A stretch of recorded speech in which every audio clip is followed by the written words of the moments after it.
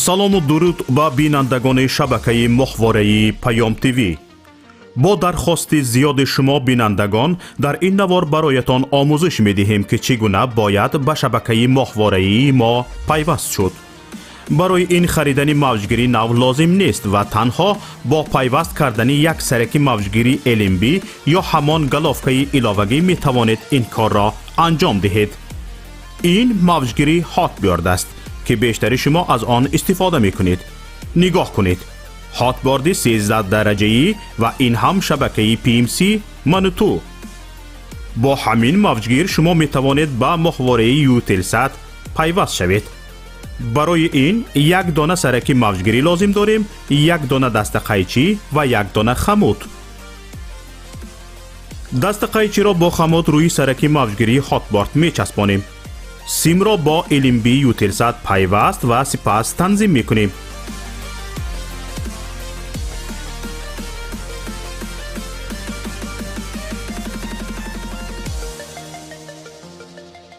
ин ҳам моҳвораи Eutelsat ва ин шабакаи Manutу ки дар аввалин мақом пайдо шуд ва ҳоло мо онро танзим мекунем.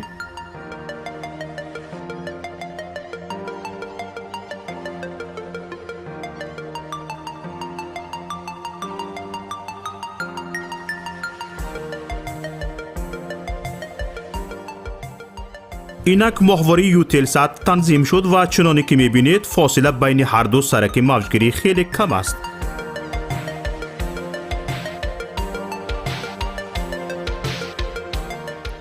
акнун метавонед бо ҷустуҷӯ дар ин моҳвора шабакаи Паём ТВ-ро ҳам пайдо кунед. чуноне ки мушоҳида кардед, заҳмати зиёде сарф нашуд ва пайвастанаш ҳам бисёр осон аст. акнун ки ёд гирифтед, ҳар як аз шумо метавонед аз таҷрибаи пайвастан ба шабакаи мо як навор сабт намоед ва ба мо ирсол кунед.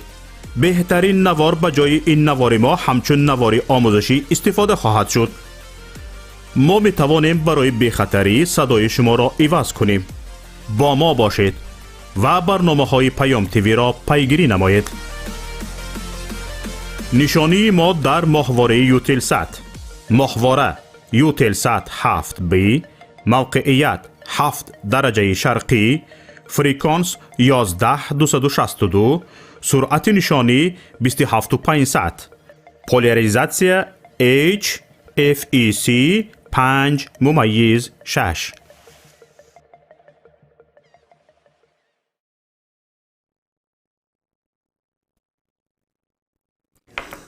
салому алайкум ҳамватанони азиз, тамошобинони муҳтарам, ҳар куҷои набошед сеҳат ва саломат бошед ва инак боз барномаи навбатии худамонро идома медиҳем. барномаи шанбегие ки ҳар шанбе мо дар пахши мустақим ҳамроҳи шумо соате хоҳем буд ва ёдрас мекунем ки пахши мустақими мо ҳамин ҳоло дар канали ютуби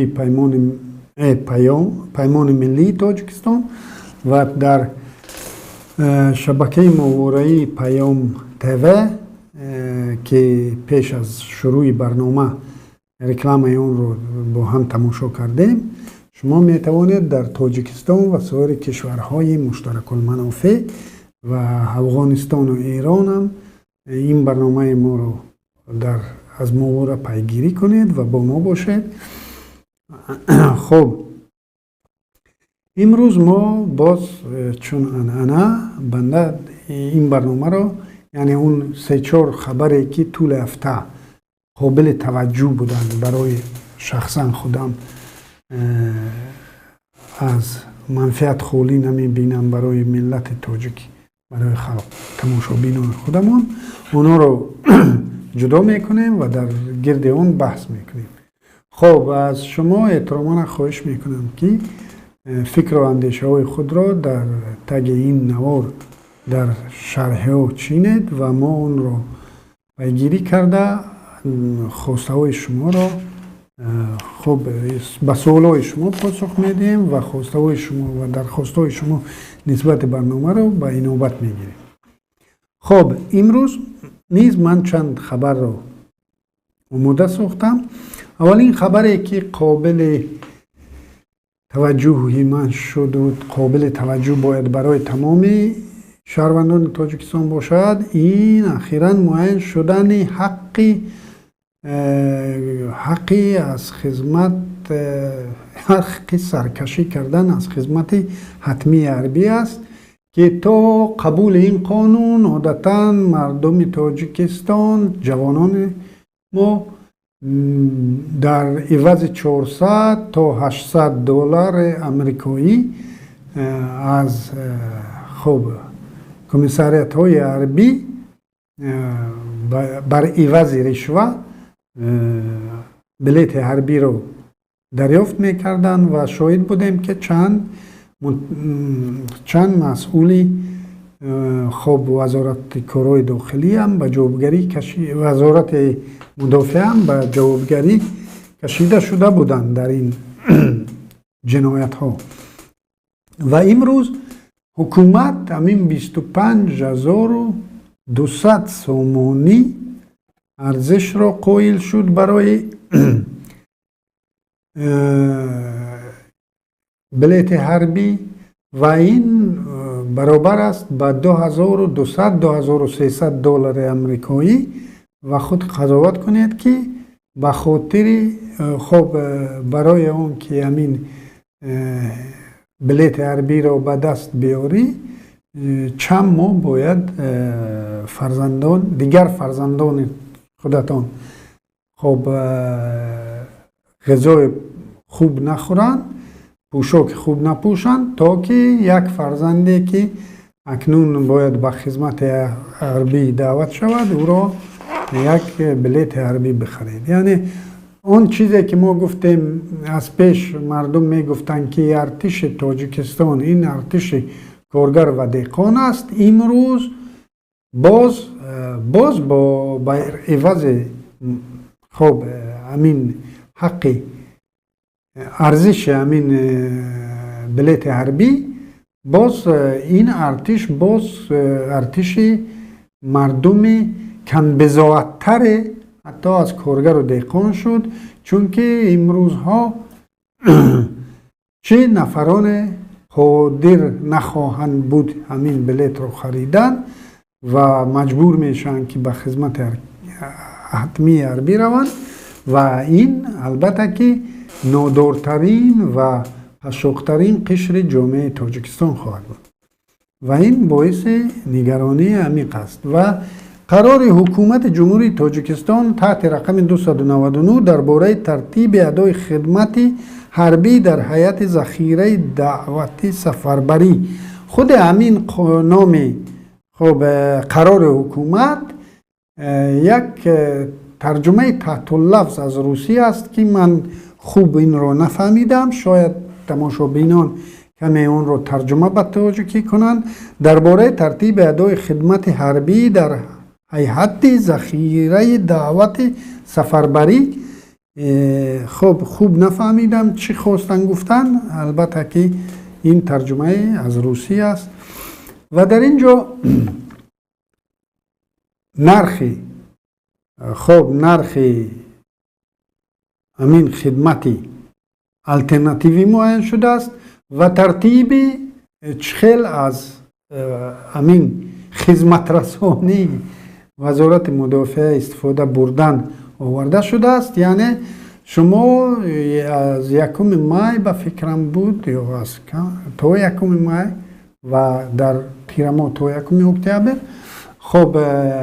با گفت مردم تاجیک ضیافت میتید با کمیساریات حربی منطقه زیستان و همین پول رو پرداخت میکنید، در امانت بانک پرداخت میکنید و اینا گفته استودن که رسید پرداخت شما در طول 5 روز به شما رسانده می شود. اگر این رسید به شما نرسد نشانه آن است که درخواست شما قبول نشده است و شما امکان دارد شما را به خدمت حتمی حربی برند. و در پایانتر اونجا آورده شده است که در کدام موردها همین مبلغ برگردانده می شود و در همون فهرستی شخصانی که همون مبلغ رو باز پس میگیرن در اون فهرست همین نفرهایی نیستن که خب همون پول پرداخت کرد در 5 روز رسید به اون نرسید تفتالوگه شد و همین بنده خدا رو به خدمت حتمی جلب کردن ولی معلوم نیست که همون 25200 سومش چی می شود چون او رسید دسترس نکرد و او را به خدمت حربی بردن و 25200 سوم او را کی و با چه رقم به والدینش برمیگردانند. از طرف دیگر ببینید ارتش تاجیکستان امکانیت سفربرکنی تمام نیروهایی که در تاجیکستان از خب خدمت حتمی خب شهروندان استفاده میبرند در عموم حدود 10% از تمام جوانان از سن 18 تا 27 سالگی را در بر میگیرد. یعنی از سن 18 تا 27 سالگی تعداد قابل توجهی شهروندان یعنی فیصد کلان تمام نفوس تاجیکستان این البته از 18 تا 27 است و همین از 18 تا 27 از تمام همین تعداد 10%ش جا میابد در ارتش و همین 10% که همگی 10% از همین تعداد عمومی که جلب میشن به ارتش هر سال پرابلم میشد ابلاغ میشد یعنی همون 10% رو ما جلب کردن نتوانسته ایستادیم. خب اکنون اگر این پولناک شد ببینید اگر من شرایط خب خریدن این بلیت حربی رو نداشته باشم طبیعی است که من خب فرزندم داوطلب می شود چون مسئله که به مبلغ آمد داوطلبان خدمت در صف قوه‌های مسلح خیلی می افزاید ولی آیا این یک منبع فساد دیگر نمی شود؟ آیا همان عریضه‌ای که فرض کردیم فرزند من داوطلبانه به کمیسریت حربی پیشنهاد کرد باز برای داوطلبانه به خدمت حربی بردنش باز طمع نمی جویند یعنی به خاطر اون که 25200 من نسپارم من راضی می شوم که 2520 سپارم و فرزندم را به خدمت گیرند. در ضمن در ارتش روسیه از ملت‌های غیر روس یعنی از ملت‌های کافکاز نزد کافکاز میگن زکافکاز از این ملت‌ها از اسیتین و داغستانی و اینها با عوض رشوه اینا رو به ارتش میگیرند چون که اونجا امتیازها برای شخصانی که خدمت عسکر عربی کردند امتیازهای زیاده هستند و به خاطر همین امتیازها مردم‌های غیر روس با رشوه به ارتش دعوت میشن.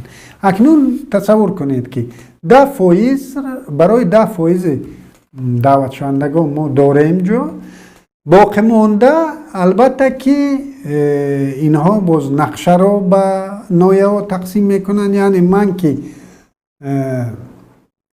چیز هستم رابری یعنی کمیسر حربی فرض کردیم یک نایه هستم از مرکز از وزارت مدافع و من راز نریاد که داده می شد یعنی من باید چقدر مبلغ را همین سال همین مای همین خب دعوتی بهاری سال فرض کردیم 2022 من باید چقدر مبلغ را به بودجه دولت یا به بودجه وزارت مدافع خب جلب کنم و این البته نقشه می شود و من او ابلاغ از اول بدتر می شود چون که ابلاغی که پیش بود فقط برای فروختن این دعوت شوندگان به یک دیگر و از همین هم پول کار می کردن حاضر این مبلغ خیلی بزرگتر می شود و باز می گویم که داوطلبان خدمت در قوه های مسلح زیاد می شوند چون که مبلغ همه ندارد و به خاطر دعوت کردن فرزندم به ارتش از من پول می ستونند، یعنی رشوه می ستونند تا که من 25,000 نسپارم و 2,000 سپارم و فرزندم رو داوطلبانه به صف قوه های مسلح دعوت کنند.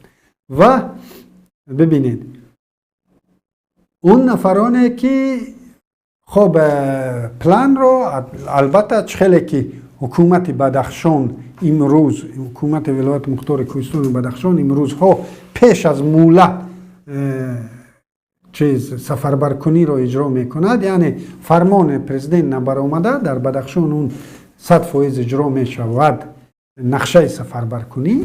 همین خیلی نوعه ها باز پیدا می شوند که فرض کردیم اگر در کار باشد عادتا در بدخشان در نوعه ها عادتا خیلی که از عکس فروشی روغن در خاطر داریم و دیگر ما البته پیش از مولت و از نقشه زیاد پلان رو بود میکنیم و ببینید اگر فرض کردیم برای همان کمیسریت حربی فرض کردیم نایه شغنان اگر سپارش داده شده باشد که در این سفربرکنی 50,000 سامانی یا 100,000 سامانی رو به بودجه وزارت مدافعه داخل میکنی از خب دعوت شوندگان، او البته که این نقشه رو دوچند اجرا میکند و این ابلاغ شده ها 25,200 سامانی میتیند. باز ببینید همین قرار حکومت خیلی که عادت شده است در ما امان متصدیان را موظف نکرده است. موظف فقط ما هستیم، اونا موظف نیستند که همین پول ما را گرفت مرا باید با همان خدمت یک ماه تامین کنند، همون تمرین های یک ماه. من 25,200 سوم دادم و جای برای من برای تمرین های یک ماه نشد، پولم را بر نمیگردانند. من باید باز تا تیر ماه انتظار شوم، شاید جا پیدا شود برای یک سال تمرین، یک ماه تمرین و باز انتظار شوم بهار سال آینده و همین خیل من خب من عملا نظربند به گفت ما نظربند به گفت روسی دمشنی اریست میگویند. من خب عملا یک نظربند میمونم تا اون دمی که همون یک ماهی خدمتم رو یعنی تمرینم رو نگذراندم، یعنی این از همون دعوتم به ارتشی به خدمت حتمی حربی بدتر است، چون که من نه آزادم و نه زندانی، چون همون 30 روز بالایم بار مونده است و اگر خدای نکرده من روم مهاجرت مهنتی به روسیه و دعوت وقت دعوتم برای همون یک ماه رسید، من یا مجبور می شوم برمیگردم یا پولهای 25,200 سوم من می سوزن، چون که من وقتی همون فرصت دعوت شدنم حاضر نشدم. این عملا زندانی شدن است. خب و سوالا هنوزم بسیارند، می سازد که در این موضوع یک برنامه جداگانه را داشته باشیم، یک هم نه یک چند برنامه. من دعوت می کردم از بلاگران، از دیگر خب نفرانی که خب کانال های یوتیوبی دارند و دیگر به همین مسئله دقت کنید و برنامه های رو طرح ریزی کنید که مردم اونایی که در استریم ها چی میکنید برنامه میکنید همین را در یک استریم مانید که مردم هم فکر و عقیده خود را بگویند و شما هم در این موضوع بیشتر روشنی اندازید، چون که بنده خودم هم تا آخر نفهمیدم که تمام این روند چخیل می شود و چخیل تنظیم کرده می شود. خب از این خبر را امروز خاتمه می بخشیم و این خبر این موضوع خیلی طولانی تر از یک برنامه است. خبر دومی که در این هفته در رسانه ها پیگیری کردم، این تعداد معین شدن از طبق گزارش وزارت کارهای داخلی روسیه معین شده است که در نیم سال اولی سال 2021 44196 شهروند تاجیک تبعیت روسیه را پذیرفتند. 44196 شهروند تاجیک شهروندی روسیه را دریافت کردند و در 5 سال آخر 204,000 نفر تاجیکستانی شهروندی روسیه را پذیرفتند.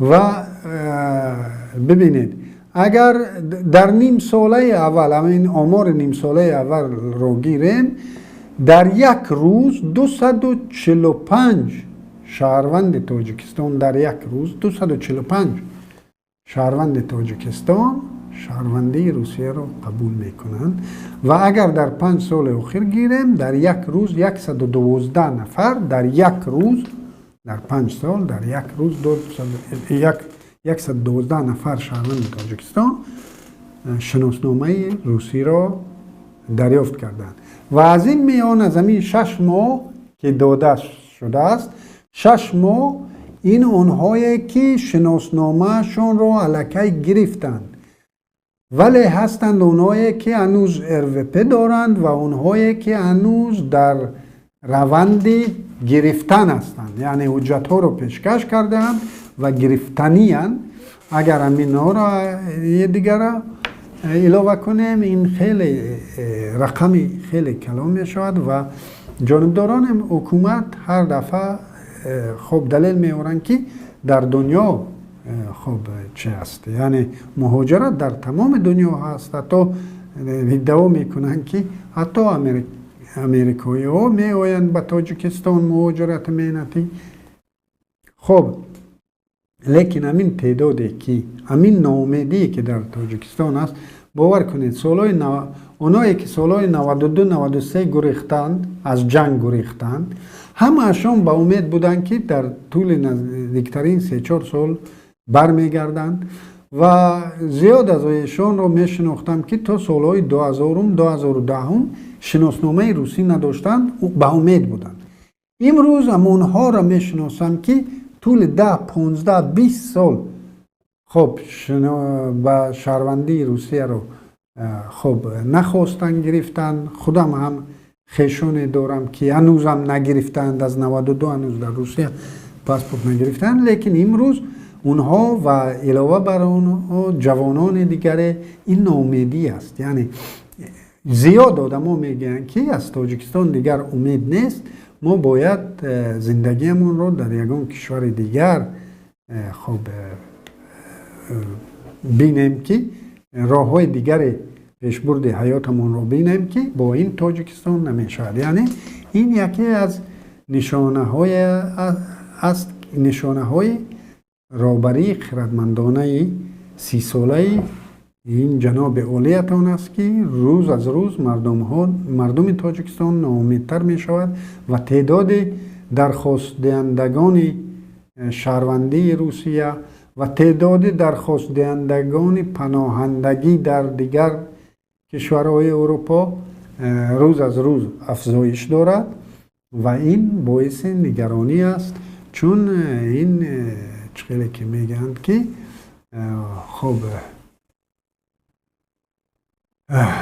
از این میان اونایی که فرض کردیم اون شهروندایی که همین جرأتی از دهه برآمدن رو دارند، جرأتی به دیگر کشور رفتن رو دارند، نوبسته از اون که در اونجا پلیس چقدر خورشون میکند و دیگر فناتیکای فوتبال و دیگر اونا چخیل اینا رو خور میکنند و چخیل عذاب میگن، به این نگاه نکرده اینها با جرأت‌ترین شهروندان، اینها شهروندانی هستند که برای تاجیکستان هم اینها در کارترن از اونهایی که خب رنگ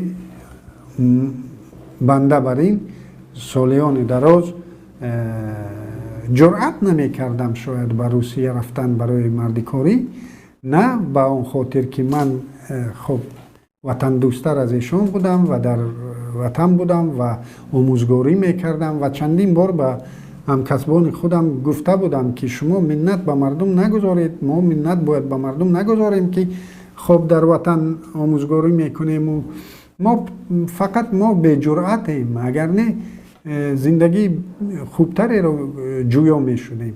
و همین شهروندانی که این روز با تمامی همون ریسک ها نگاه نکرده، حتی توسط مکزیک به امریکا همچون پناهنده میگریزند، زیاد تاجیکا را میشناسم که توسط مکزیک به امریکا با همون مشقت، با همون راه های غیر قانونی که رسپور میشوند میخواهند خود رو به امریکا رسانند. همین شهروندان برای خود تاجیکستان ما در کارند. او شهرونده که چنین جرأت، چنین غیرت دارد، او البته به خود ما در کار است. لیکن متاسفانه ما میآییم و همین جانبداران مقامات، جانبداران حکومت میآیند و دلیل میآورند که خب در وطن امکان است، در وطن میشود، یعنی در وطن با خب راههایی که در وطن جای کار یافتن امکان پذیر است. او راه ها را هممون میدانیم با چه راههایی هستند برای دریافت یگان منصب، یگان خب جای کاری که خب معاش خوبتر دارد. اونجا البته که به شناس و به خشبازی نمی شود و مردم ما مجبور به هجرت می شوند. و ببینید که چقدر همین روند، یعنی همین تندنس خیلی نگران کننده است که سال از سال تعداد یعنی سرعت افزایش با گفت ماتماتیکا و طور پروگرس گئومتری بالا رفته ایستاده است. یعنی اگر 6 ماه سال گذشته، 6 ماه این سال نظر به 6 ماه سال گذشته 30% زیادتر، 30% زیادتر شهروندی روسیه رو قبول کرده ایم و این البته باعث نگرانی است. خب موضوع دیگری که میخواستم در گرد اون بحث کنم، خب اول باز خاطر رسان میکنم، شاید بعضی ها نو پیوست شدن. خب همین پخش مستقیم ما این حال در کانال یوتیوبی پیمان ملی تاجیکستان رفته ایستاده است. از شما دعوت میکنم که پسند مانید، یعنی لایک مانید، خب آبونه شوید و من بعد اگر شما خواهید که در کانال پیمان ملی تاجیکستان نواری را تماشا کنید، با کدام سبب باشد که در ریکامنداسی و کانال ما یک ماه اخیر اونقدر نشان داده نمی شود، شما باید پیمان ملی تاجیکستان رو نویسید و ما رو پیدا کنید و پیگیری کنید. یعنی در کانال پیمان ملی تاجیکستان آبونه شدن رو از خاطر نبرارید و اگر اونجا زنگولچه را زیر کنید، البته که یگان برنامه ما رو شما چی نمیکنید، همه برنامه ها شما رو آگاه میکند یوتیوب که برنامه در اینجا برنامه نو پیدا شد. و همزمان ما در برنامه های ما در کانال ماورایی پیام تیوی پخش می شود و آن را شما می توانید در تاجیکستان، قرقیزستان، ازبکستان، قزاقستان، روسیه، افغانستان، ایران، در کجای در همین منطقه های آسیا و اروپای شرقی و آسیا و خب باری میان زمین و در کجای نباشد شما می توانید خب ما رو در ماورا پیدا کنید و برنامه های ما رو پیگیری کنید. از شما می خواستیم که در شرح در پایان این برنامه در زیرنویس نویسید درخواست های خودتان را، سوال های خودتان را و ما به شما سعی میکنیم که در برنامه های بعدی به شما پاسخ دهیم.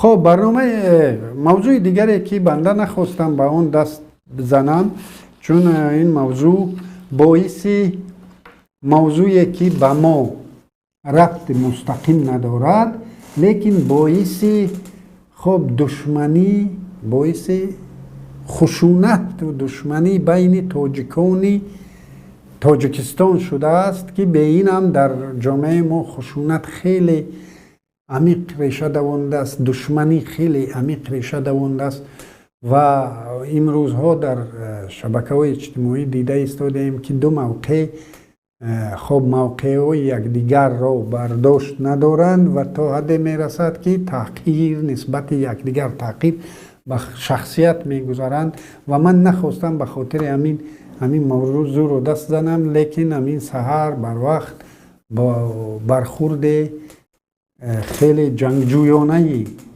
ملت خب مردم تاجیکستان در شبکه ها خوردم و ضرور شمردم که این موضوع رو هم با شما در میان گذارم و دعوت میکردم از تمام خب بلاگران و روزنامه‌نگاران که در این موضوع خیلی با احتیاط باشید. البته که بنده خودم هم هوادار طالبان نیستم، البته که هوادار خب نیروهایی که اگر می بودند نیروهای ضد طالب شاید می بودم، شاید نه البته می بودم. و یک عجایبی کار است که در هیئت طالبان تعداد قابل توجهی تاجیکان حضور دارند و در قلمرو که تاجیک نشین است و ازبک نشین است و در شمال اکثری خب والیان ولسوالی ها و دیگر از طرف طالبان خود همون نمایندگان همون مناطق برگزیده شدند. یعنی در فرض کردیم اگر در شغنان باشد یک شغنی را موندند، اگر در فرض کردیم جزجان باشد یک ازبک موندند یا دیگر. یعنی اونها این دفعه خیلی زیرکتر عمل میکنن، لیکن تاجیکان این برای آمو همون خب درست است که ما هممون هوادار تاجیکان خودمون هستیم و از همین مقاومت خب احمد مسعود همه جانبداری میکنیم، لیکن من دعوت میکردم که این جانبداری ما در سطح خب تعلیل ماند، در سطح خب مقاله ها ماند، در سطح خب شعرها ماند.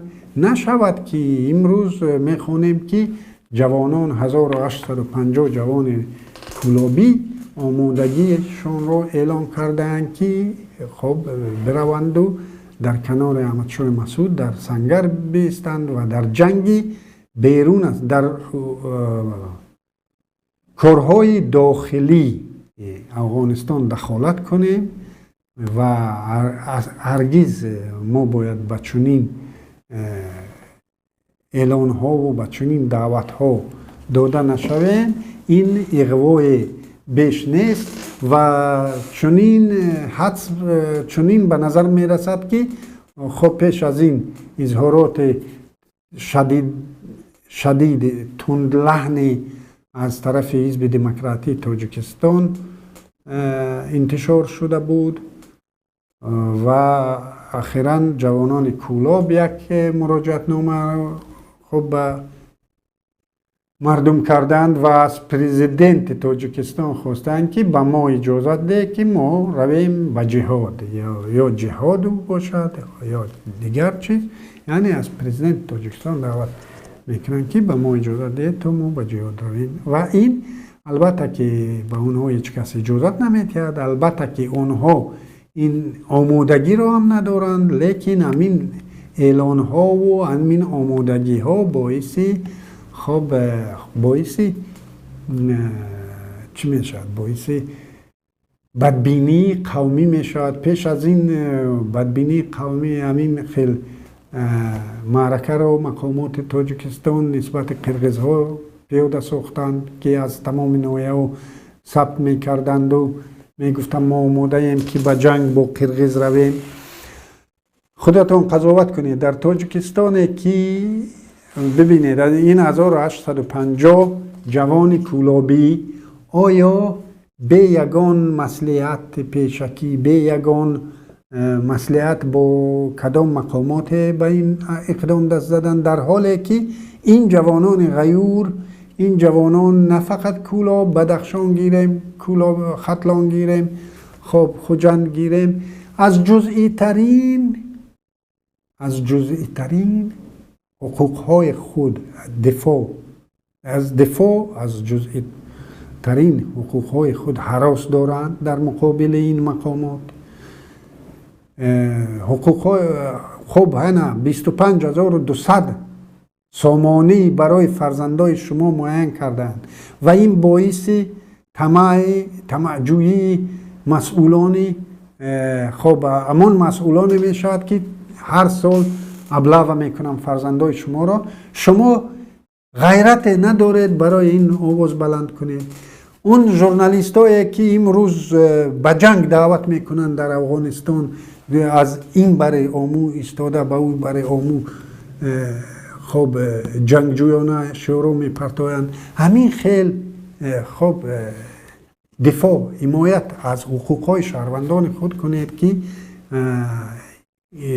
کار سال نیست، اندکی نیست. در این برای عموم پرابلم های زیاده داریم، بیاید در گرد همون پرابلم ها صحبت کنیم، ما نرویم سوی خب اون طرف عموم و بیایم.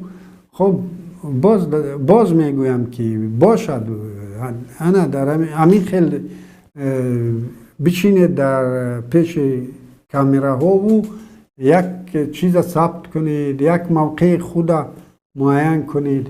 خب حاضر یک شعر خوندم در وصف احمد مسعود، شعر نویسید، خب مقاله نویسید، تحلیل ها کنید، تحلیل های خب بی‌غرضانه کنید، مغرضانه نه، به خاطر اون نه که شما تاجیک هستید و اون چیزی که برای شما فورد همون خیل تحلیل کنید، نه اون چیزی که به واقعیت نزدیک است اون را به تحلیل کشید، نه اون که به شما همچون تاجیک میفورد. ثانیاً تاجیک بودن خود به پای خودش یک چیز، یک برتری برای ما و شما نمیدید نسبت فرض کردیم خود همون پشتو یا قرقیز یا دیگر ملیت ها. تاجیک هستیم، یعنی تاجیک هستیم، تاجیکی ما برای خود ما، متحدی ما، یعنی همون ملت سازی ما هست. خب بیاید پس اگر حمایه کردنی باشید، خب همون پناهندگان افغان، تاجیکان افغان که مرزهای رحمانوف بر روی اونا بسته است، شما همین را طلب کنید که مرزها را بر روی اونا کشاید. این تاجیکان را به تاجیکستان، به تاجیکان افغانستان را به مولت محدود اقلا پناهندگی که در تاجیکستان، اونا در تاجیکستان نمیمانند. اگر به جانشان خطر باشد اونها را در تاجیکستان قبول کنید. من میترسم که زیاد آدمای اون برای دریا مونده، اون برای عموم مونده که خطر به جانشون است. خب 300 و چند برادران قرقیزتبار ما از پامیر خود به مرغاب گریختن با خب حیوان و اشترهای خود و ما در طول چند روز اونا رو گشته تسلیم کردیم به طالبان. خب مگر همین دشمنی نبود؟ کجا بود آواز شما؟ یا چرا در شبکه یک شرح نویسان سوال داد که چرا حتی محمد نور به تاجیکستان نگریخت، به ازبکستان گریخت؟ ها برادر، تاجیکستان این مقامات تاجیکستان این غیرت را ندارد که پناهندگی دهد به عطا محمد نور، او را با دو دست ادب تسلیم میکند. و شما همین را از حکومت خود طلب کنید. همون مرز تاجیکستان باید کشاده ماند برای درخواست دهندگان پناهندگی. درک یافتم که یکی از چهره‌های خب با نفوذ افسران تاجیک که زخمی بود، مقامات تاجیکستان در شیرخان بندر او را اجازه ورود به تاجیکستان ندادند. بیچاره مجبور شد به ایران همون قدر راه دیگر رو طی کند و به ایران پناه برد. ما بیاید به جای اون که در روید و شما که نه غیرت این جنگ رو دارید، نه تجربه این جنگ رو دارید، نه جرأت این جنگ رو دارید، بروید در کنار احمد شاه مسعود بیستید. بیاید همین خیلی جرأت کنید که همین رحمانوف خود رو مجبور کنید که همون پناهندگانی که ضرورت گریختن یعنی خطر جان دارند برای اونها امکان دهند که بعد تاجیکستان پناه ببرند. به همون لیکن اینا نمیخواهند مناسبتشان را با طالبان تیره سازند. اخیراً مقامات ازبک 150 نفر پناهندگان افغان را که به ازبکستان پناه بردند به طالبان تسلیم کردند و میترسم که مقامات تاجیکستان هم چنین یک اقدامی را به مقامات تاجیکستان از ابتدا یک اقدام گرفت که خب مرز را به روی پناهندگان افغانستان بست. شما این را ندیده استادید. شما فقط همون اعلان ها شعار پرتایی هایی که برای شما خطر نیست، یعنی اگر مقامات اجازت نمیداد همین اعلان همین شعار پرتایی جوانان کولاب نمیشد. اگر میدانستند که از روی قانون های موجوده تاجیکستان این جنایت است، همین دعوت که ما رویم به اون بر دریا این جنایت است و امروز اگر این بدل یتیم و رمضان رحیمزاده همین حمل نمی بود، امروز این نفرها را الکی به صحبت ها و بعد خب بازپرسی ها دعوت میکردن به مقامات و ما میشنیدیم که اینها در خب محبس قرار دارند، در حالی که یک بلاگر تاجیک را 2 ماه به خاطر خب حمایه از عزت امان به زندان بردند. این جوانا آمدند امروز روی راست دعوت به خب میکنند جدای اندازه ملی و دعوت به بی‌ترتیبی و دیگر. لیکن این موردی جوابگری نیست. یعنی اینا از ابتدا میدونستند که این یگان پیامد نخواهد داشت. یعنی قهرمانی ما در آن است که پیامد برای ما پیامد نداشته باشد. ما قهرمان هستیم در جانبداری پنجشیر، ما قهرمان هستیم از تاجیکان افغان را به جنگ دعوت کردن، برای این ما قهرمان هستیم و تاجیکان خود را وطنان خود را باز شاید مرا هم همین قهرمانان تاجیک در همین جا دشنام تیند که من خب مردم را برو افتادگی یا دیگر خیلی نه، من مردم تاجیکستانی در تاجیکستان اقامت داشته را که قهرمانی میخواهند نشان داده استادم که قهرمانی در کجا است. مقامات خود را مجبور کنید که مرز را که بر روی تاجیکان ما، تاجیکانی که جانشون در خطر است و پناهندگی میخواهند، مرز را بر روی آنها بسته اید و بیایید امین طلب کنید، بیایید امین از مقامات خودتان طلب کنید. خب ببینید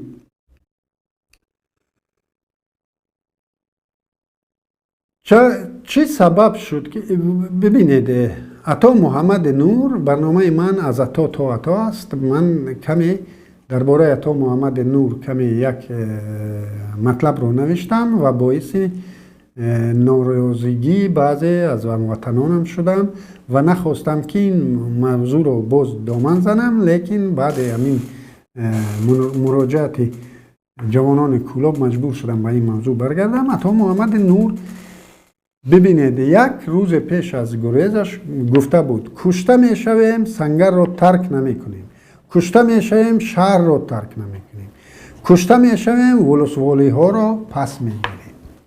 خب البته که من نمیگویم که این بنده خدا غیرت نداشت، جرأت نداشت، ترسانچک بود، گریخت و در آخر او گفت که توطئه بزرگی از تاشکند برآمد کرده، از ازبکستان برآمد کرده، گفت که توطئه بزرگی شد و میخواستند مارشال دوستم و مرا نیز بدام اندازند. لیکن این برادر تا اون درجه اینها از وضع بخبر ماندند، از وضعیتی که داشتند بخبر ماندند، از وضعیتی که از محبوبیتی که در بین ارتش و در بین خب اون خیزش مردمی که خودش او رو تشبث کرده بود، در بین همون خیزش خودش تا حد اینها احترام و نفوذشون رو از دست داده بودند که یگان توطئه نبود، فقط از پایش کسی نرفت، کسی جانش رو در خطر گذاشتنی نبود. همونهایی که باید می جنگیدن همونها ضرورت جنگ کردن رو ندیدن، چون که اینها در طول 20 سال آخر آمدند و به گفت مردم تاجیک این برای عموم مردم را کدات کردند، چه همسنگران خود را و چه اون ارتش فیکی 300,000 نفره که اکثر شاید نصف آن به گفت مردم ما پریپیسکا بود و پولش را می دزدیدند، یعنی او رو به جای 5 نفر 1 نفر رو می گرفتند و پول 4 نفر دیگر رو می دزدیدند. با همین خاطر او 300,000 شد و همون شاید 100,000 بود، شاید 80,000 بود. من حدس میزنم که زیاد از 80,000 نبود ارتششون. همون 80,000 هم اقلا معاش خوب میگرفت، امروز در کنارت می استاد و اینا آمدن. روز آخران درک کرد که تا چی اندازه من از مردم دور افتادم. همین است نتیجه فسادی که اینها آمدند و قصر ها می ساختن برای خودشون و با گفت خیلی که خود وطن دوستان تاجیک این برای عموم در مقابل فرض کردیم حزب نهضت اسلام و مخالفین تاجیک که شرطنامه صلح رو امضا کردند و آمدند و تا سالهای 2015 در تاجیکستان بودند، نسبت اینها دعوایشون دعوای امین وطن دوستان امروزه که خب باز اون برای دریا رو به جنگ دعوت میکنن، اینا اپوزیسیون تاجیک را به اون متهم کردن که شما آمدید و مجاهدان خودتون رو به گفت تاجیکا کدات کردید، همه بیزنس ها را گرفتید، اینا گرفتید و یا گرفتید، قماندان های شما قشاق ماندن تا جای خب در این مورد تا جای من قبول دارم ادعای اینا رو. لیکن در مقابل عطا محمد نور خب دیگر عبدالله دیگر تاجیکان و غیر تاجیکانی که او برای عموم عیناً همین اشتباه را کردن. در 20 سال فقط به جیب خود و خویشاوندانشون میریخت تمام پول از جمله همین همسنگران مجاهد اینها. آمدن عاقبت بعد 20 سال دیدن که دیگر کسی برای اینا جنگ کردنی نیست. خب یک پیامد دیگری که همین وضعیت همین پیروزی طالبان یک پیامد که برای تاجیکستان خواهد داشت، گمان کنم که خب من به این باور نبودم از ابتدا هم. چند پیش در رسانه خبری همین خیلی حدس و گمانایی بودن که در روز استقلالیت در تاجیکستان تغییرات کلی در حاکمیت تاجیکستان می شود و تا حدی که رحمانوف وارث خود را معین می کند و رستم امامعلی چوکی پرزیدنتی را صاحب می شود. و بنده البته که بر این باور نبودم از ابتدا هم به این باور نکردم، ولی پیروزی طالبان در او بر دریا امروز یک دلیل علاوگی در جیب در آستین آن گروه خواهد بود که ضد خب ریاست رستم امامعلی هستند، یعنی آزاده رحمون، یتیموف، رمضان رحیمزاده و دیگران که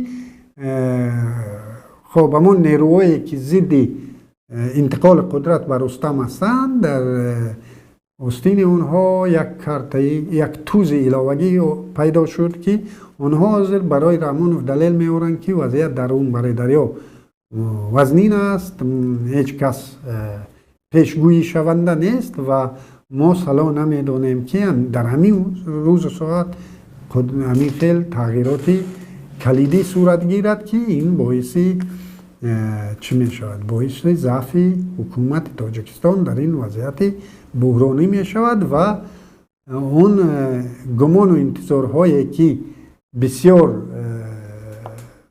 برادران خوشبین ما در مورد همین 30 سالگی استقلالیت داشتن، گمان کنم که خب این انتظاری ها برآورده نمی شوند و یکی از دلیل های دیگر همین پیروزی طالبان در اون سوی آمو خواهد بود که یک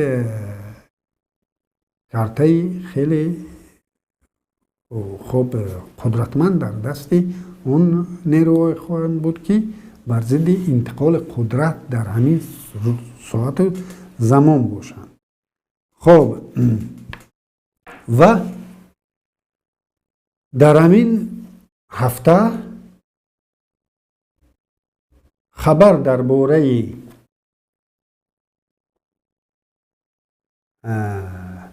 پیروزی طالبان، درباره طالبان و افغانستان را در تاجیکوسفر، یعنی در اینترنت تاجیک زبان، یک مکتوب عطای میرخواجه شاعر تاجیک چی کرد؟ یعنی کمی بیرنگ کرد همین غلبه طالبان را و دقت را به طرف همین عنوان ها و جایزه های رحمانوف کرد.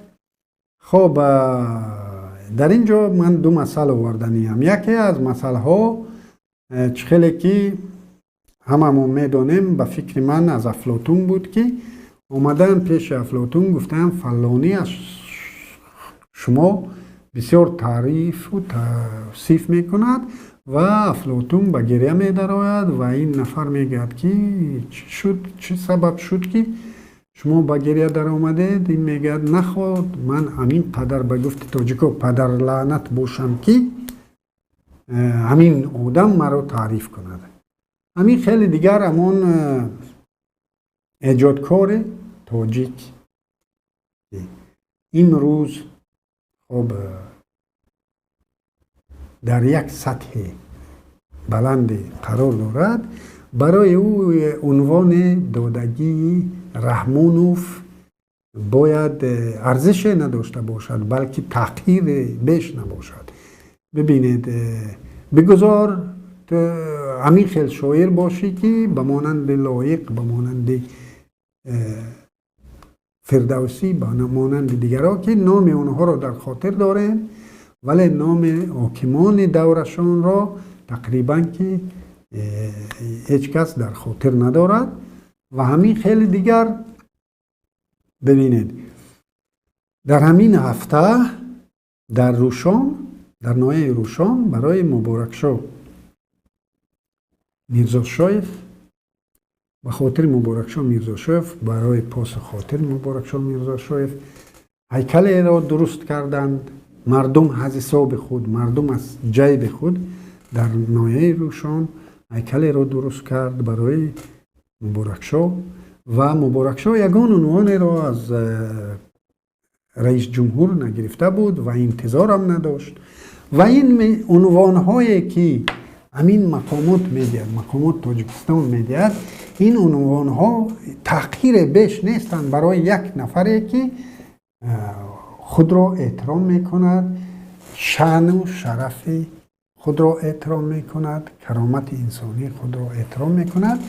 اینها ببینید چند بار در شبکه ها گفته بود، میگفتند که چرا دلیر نظروف چی ندارد، عنوان ندارد و وزیر وقت فرهنگ گفته بود که برای این باید حجت پیشنهاد کند. خب حجت را چه خیلی پیشنهاد میکنند؟ در دوره شوروی حجت پیشنهاد میکرد. فرض کردیم من آموزگار مکتب، خب دیرکتور مکتب حجتهای مرا خودش میگرفت، میبرد به معارف و همین خیلی با تو وزارت و خب من در اون اصلا همون یک عنوان، یک گرامتا، یک میدال، یک اردن که میدادن، یعنی من تقریبا بیخبر میموندم و با من اون را تقدیم میکردن. ولی در تاجیکستان چه خیلی؟ در تاجیکستان مرا میگن که عنوان معلم خدمت نشان داده تاجیکستان برایت دادنی در همین فرض کردیم روز 30 سالگی استقلالیت حجتهایت را آماده کن. من بعد میروم حجتهایم را آماده کردم میگیرم، میروم فرض کردیم در شعبه معارف برای من یک به گفت ما توصیه نامه خاراکتریستیک در کار. اما مدیر شعبه معارف وقتش نیست، میگه که یک متن خودت نویس بیار، من اونا امضا میکنم. خودم اینا میکنم، میروم خودم رو تعریف و توصیف میکنم. منی که ایجادکارم، منی که فردوسی ام.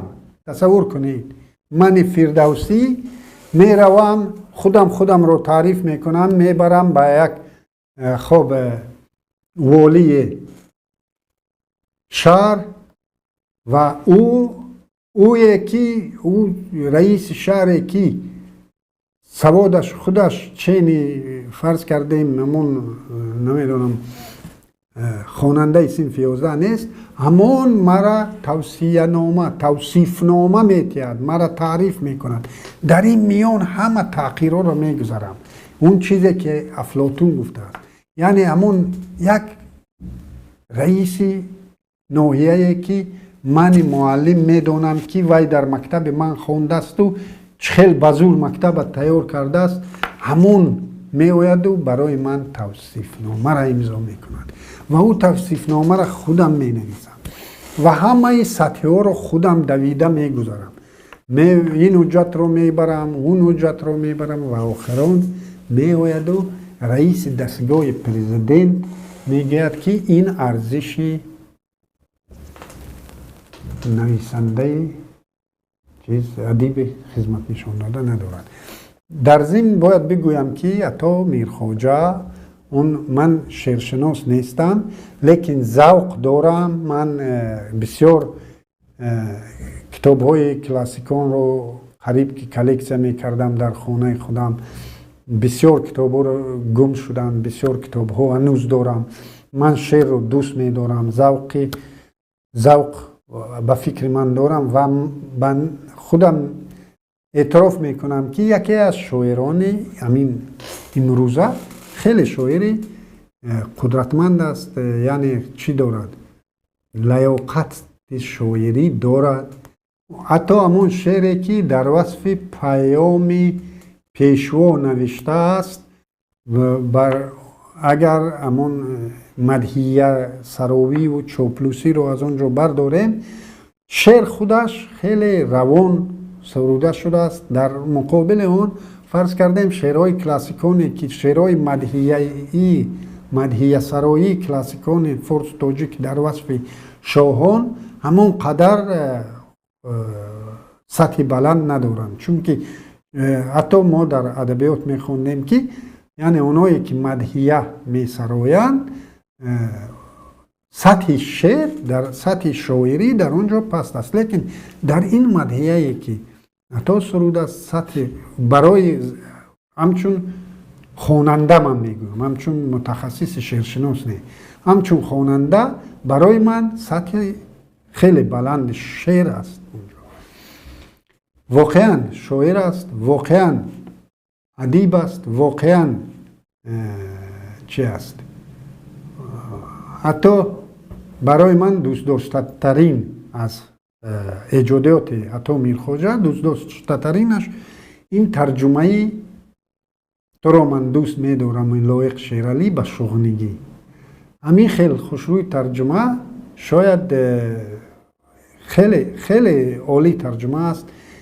نه وزن و قافیه و همه اون اسلوب لایق استاد لایق را نگاه داشته و به زبان شغنی چنان خوشروی ترجمه کرده است که بسیار آوازخوان‌های تاجیک این سرود را خواندند و شاعر واقعا شاعر است. لیکن متاسفانه همین سطح در همین سطح شاعر می آید و از آزاده رحمان و که بعد عطا اگر عطا را گیریم فردوسی، بعد فردوسی کی در خاطر خواهد داشت بعد 100 ساله ها که چنین منصبدار بود به نام آزاده رحمان که عطا میرخواجه به او مکتوب پردرد نوشته است و از او خواسته است که به او عنوان کرد.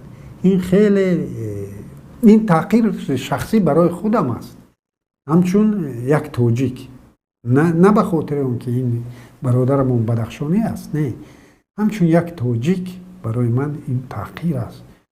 و در اینجا بسیار شرح نویسان گفتن که گیوگرافیش جور نمومده است. از نگاه من گیوگرافی همینجا کار نکرد، لیکن همین عطا میرخواجه یکی از اولین مبارزان رای آزادیخواهی تاجیکان بود، یعنی حرکت ملی آزادیخواهی تاجیکان در سال 92 اون میدان شهیدانی که بود یکی از اولین ها بود در همون میدان ها.